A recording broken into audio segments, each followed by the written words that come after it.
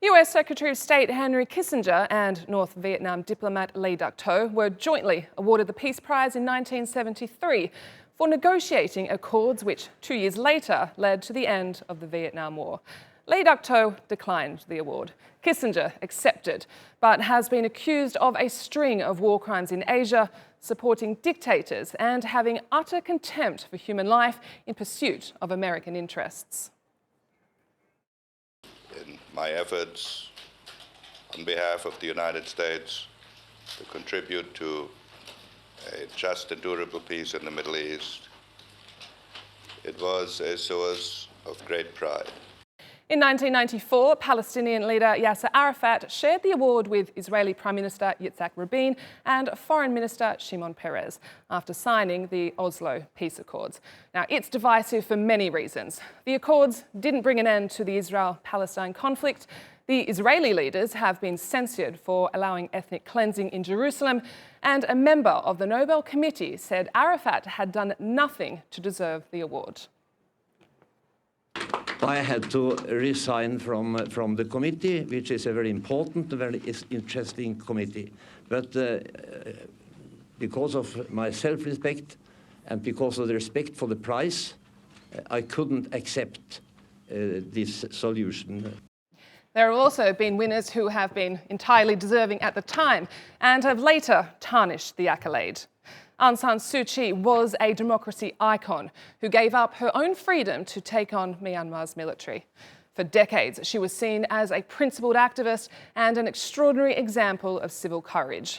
But her reputation since winning has been smeared. She's been accused of turning a blind eye to ethnic cleansing and genocide against Rohingya Muslims in 2017. She's now seen as an international pariah, but the Nobel Committee has refused to revoke the honour.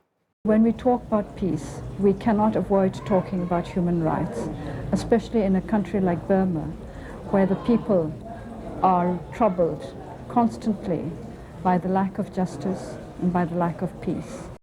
Ethiopian Prime Minister Abiy Ahmed swept to power as a modern peacemaker and earned the prize for ending a 20-year conflict with Eritrea. But it's been a swift fall from grace, now condemned for his presiding role over a civil war in the Tigray region of Ethiopia that bears the hallmarks of a genocide. There's also criticism when the award is handed out on expectation or hope rather than achievement. A prime example is US President Barack Obama, who won the prize just 9 months into his first term. Brian Becker from an anti-war group said, "This is the Nobel Committee giving Obama the You Are Not George Bush award." Even the former director of the Nobel Institute, Geir Lugenstad, has regret, saying the committee thought the prize would embolden the new president to do more for peace. Instead, more drone strikes were carried out under Obama's leadership than under Bush. I do not feel that I deserve to be in the company of so many of the transformative figures who've been honored by this prize. Men and women who've inspired me and inspired the entire world through their courageous pursuit of peace. And one of the biggest controversies is by omission.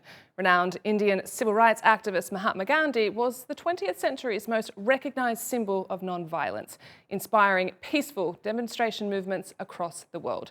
He was shortlisted 5 times, but never won.